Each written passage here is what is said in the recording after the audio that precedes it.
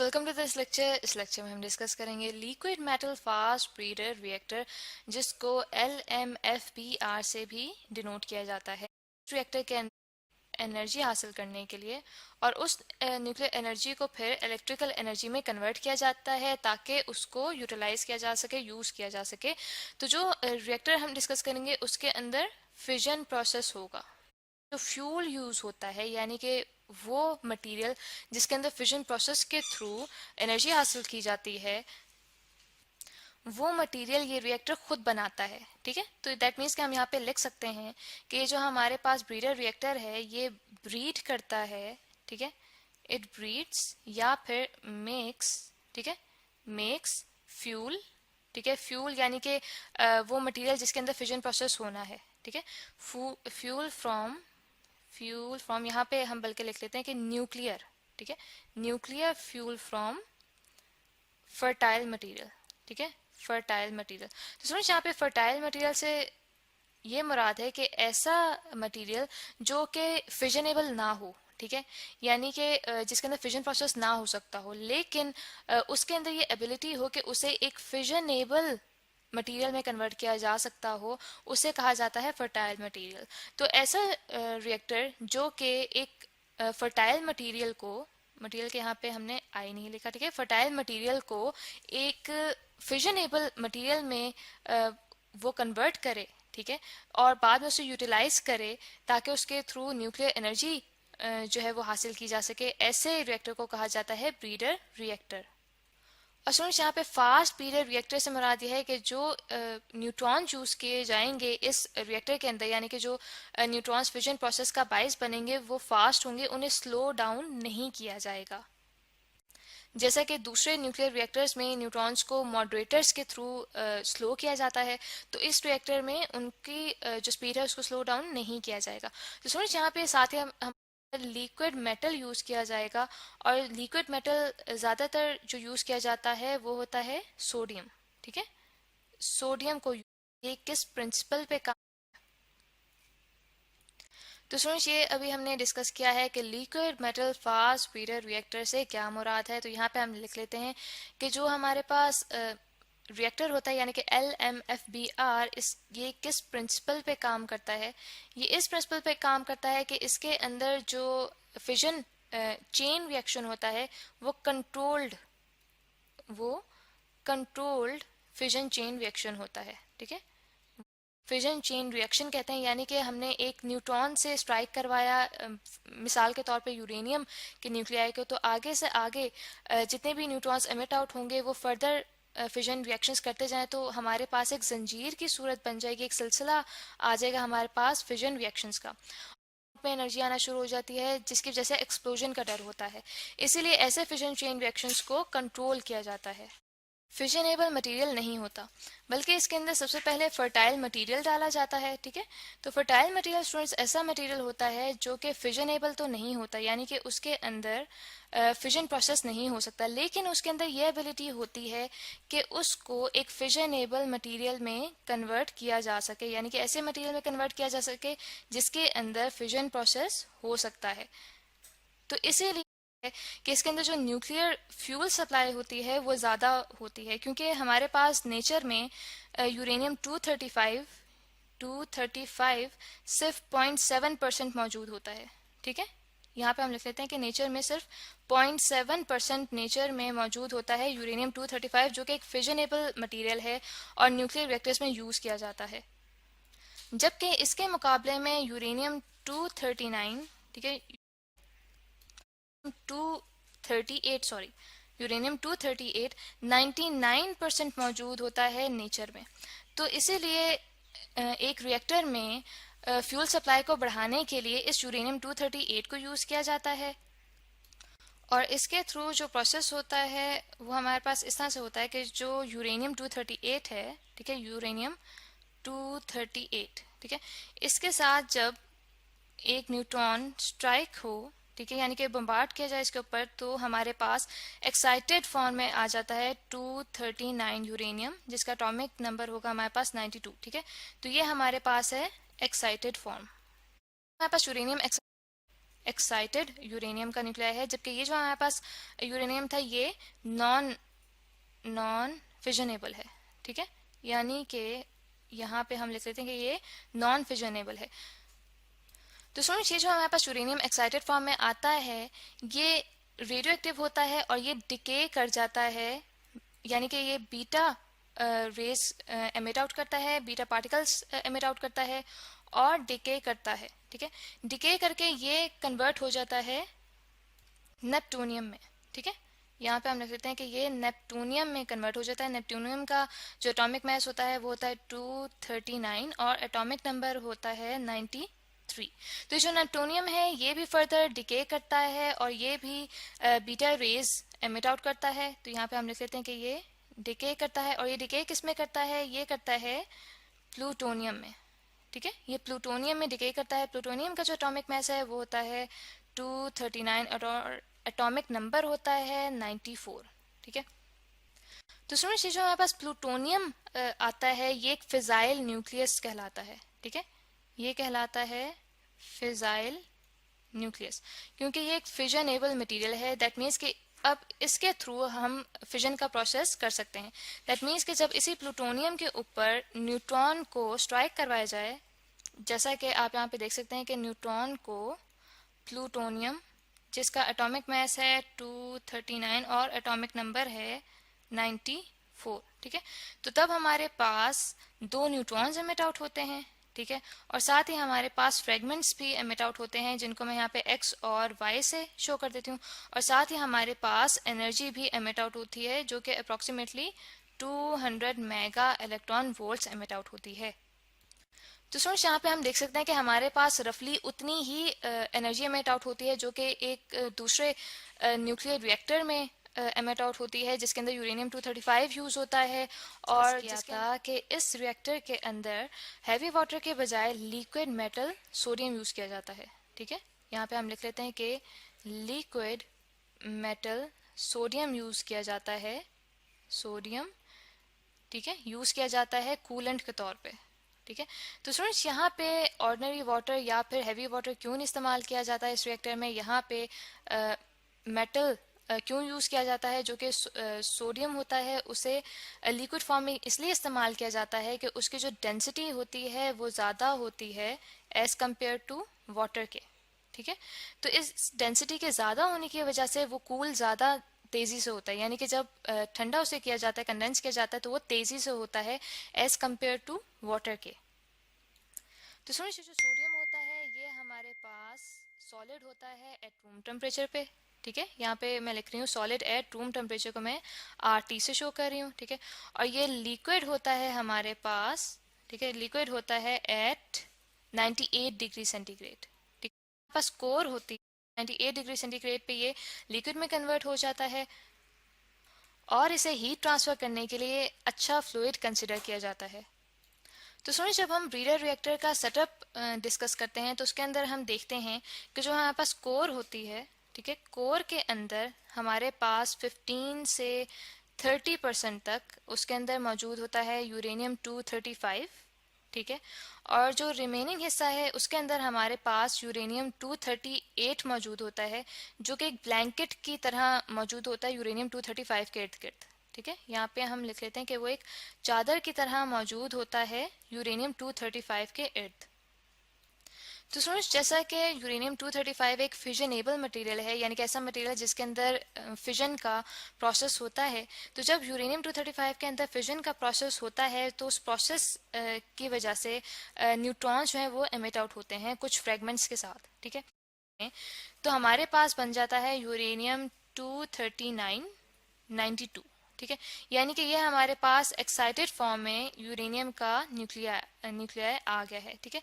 जब ये यूरेनियम हमारे पास डिके करता है, क्योंकि ये एक रेडियो एक्टिव एलिमेंट है, ये जब डिके करेगा तो हमारे पास ये बीटा एलिमेंट्स को एमिट आउट करने के बाद नेप्ट्यूनियम में कन्वर्ट हो जाता है, ठीक है। हमारे पास नेप्ट्यूनियम आता है जिसका एटॉमिक मास होता है 239 और एटॉमिक नंबर होता है 94, 3। अब ये जो न्यूटोनियम है ये भी फर्दर डिके करता है, यानी कि ये बीटा रेडिएशंस को एमिट आउट करता है और बीटा पार्टिकल्स को एमिट आउट करने के बाद ये प्लूटोनियम में कन्वर्ट हो जाता है, जिसका एटॉमिक मास होता है 239 और एटॉमिक नंबर होता है 94। और सुनिए, जो प्लूटोनियम होता है ये फिजाइल न्यूक्लियस कहलाता है, यानी कि ये फिजनेबल मटेरियल है और इसके अंदर फिजन का प्रोसेस हो सकता है। तो स्टूडेंट्स, इसी प्लूटोनियम के ऊपर जब न्यूट्रॉन्स को बम्बार्ड करवाया जाए तो हमारे पास जो रिएक्शन आता है उसमें यूरेनियम 239 और प्लूटोनियम 239 और इसका एटॉमिक नंबर है हमारे पास 94। तो ये हमारे पास दो न्यूट्रॉन्स को इमिट आउट करता है, ठीक है।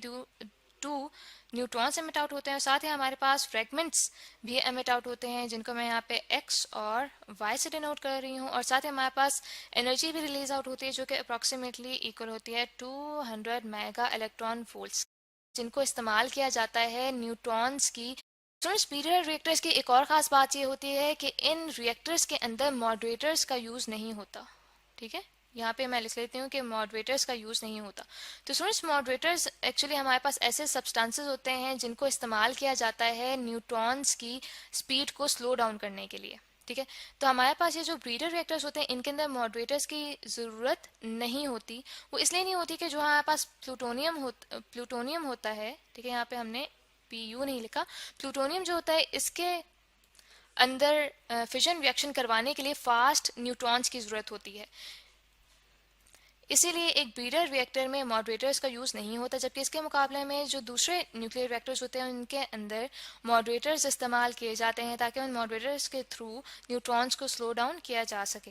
पास नंबर ऑफ न्यूट्रॉन्स बनता है फिजन चेन रिएक्शन में, उस नंबर ऑफ न्यूट्रॉन्स को कंट्रोल किया जाता है और वो कंट्रोल किसके थ्रू किया जाता है? कैडमियम, ठीक है, कैडमियम या ग्रेफाइट रॉड्स के थ्रू हैं। ये नंबर ऑफ न्यूट्रॉन्स को कैसे कंट्रोल करते हैं कि ये उनको अपने अंदर एब्जॉर्ब कर लेते हैं।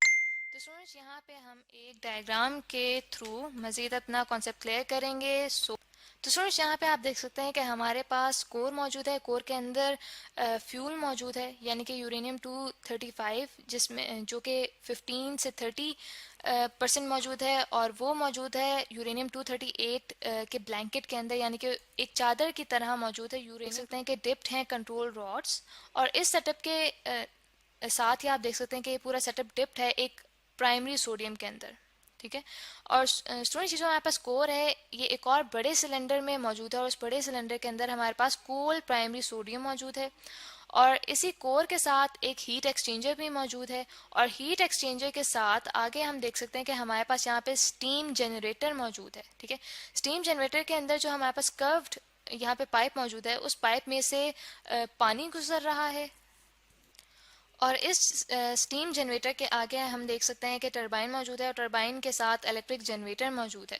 और स्टूडेंट्स, जो टरबाइन है उसके आगे फर्दर हमारे पास यहाँ पे कंडेंसर मौजूद है, जिसके थ्रू पानी को कंडेंस किया जा रहा है। तो स्टूडेंट्स, यहाँ पे अब हम इसकी वर्किंग को डिस्कस करते हैं कि जब हमारे पास यूरेनियम 238 को एक फिजनेबल मटेरियल में कन्वर्ट किया जाता है, यानी कि प्लूटोनियम हमारे पास आता है, और प्लूटोनियम के अंदर जब फिजन प्रोसेस होता है तो हमारे पास बहुत लार्ज अमाउंट में एनर्जी रिलीज होती है।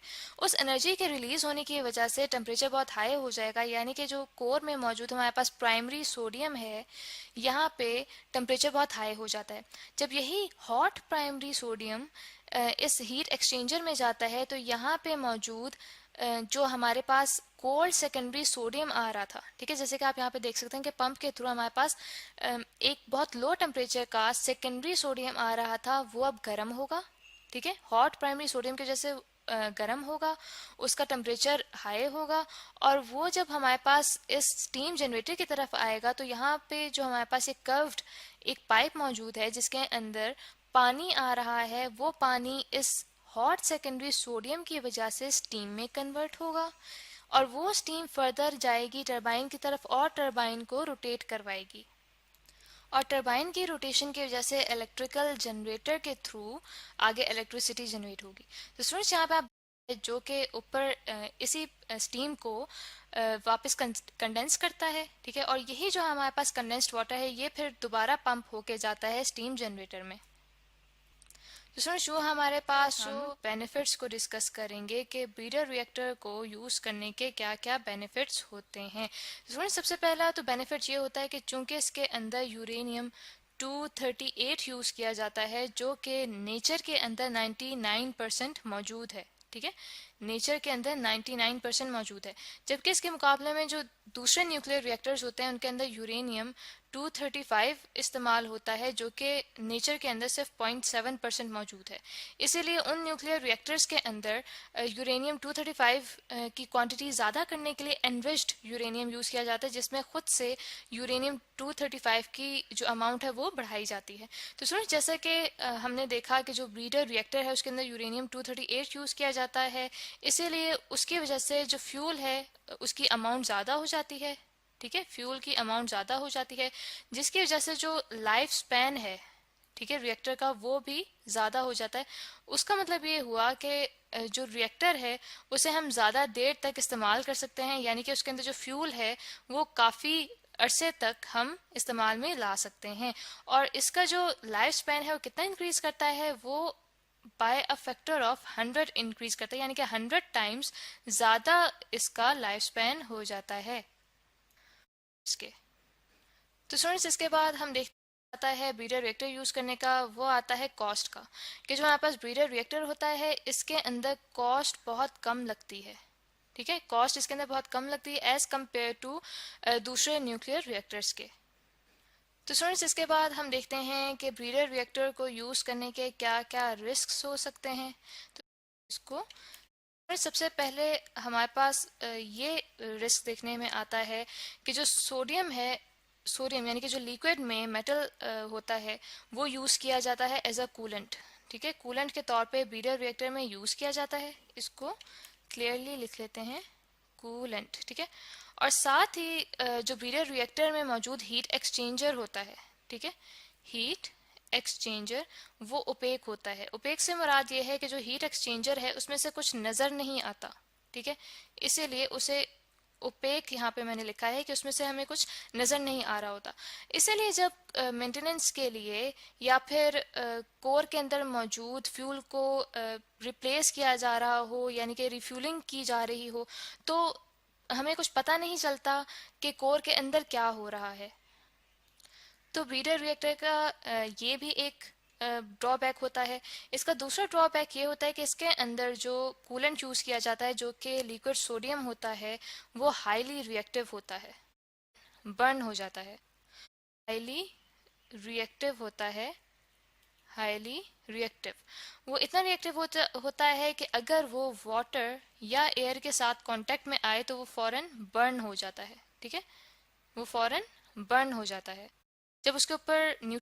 तो स्टूडेंट्स ब्रीडर रिएक्टर्स का जो थर्ड रिस्क सामने आता है हमारे, वो ये आता है कि जब न्यूट्रॉन्स बम्बार्ड होते हैं सोडियम 23 के ऊपर, यानी कि सोडियम जिसका एटॉमिक मास 23 हो, जब उसके ऊपर न्यूट्रॉन्स बम्बार्ड होते हैं तो उसके नतीजे में हमारे पास सोडियम 24 वजूद में आता है। और स्टूडेंट जो सोडियम 24 होता है ये काफ़ी एनर्जेटिक वेव्स को एमिट करता है। ठीक है, जिनमें गैमा रेज एमिट आउट होती हैं। ठीक है, यहाँ पे हम लिख लेते हैं कि emits energetic energetic gamma raise.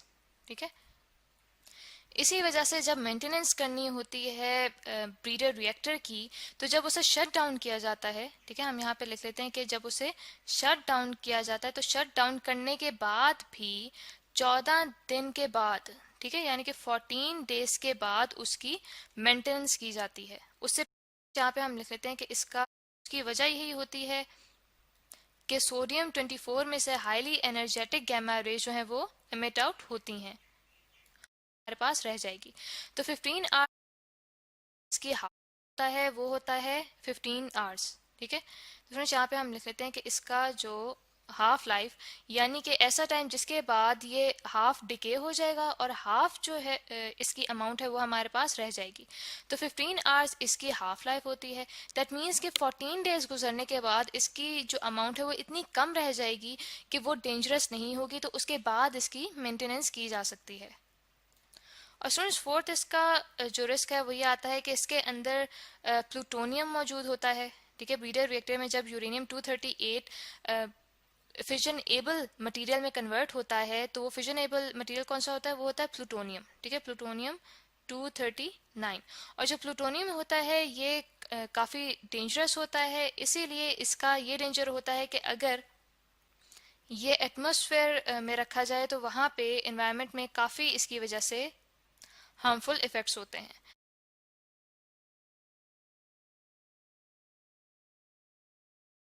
यहाँ पे हम लिख देते हैं कि इसकी वजह से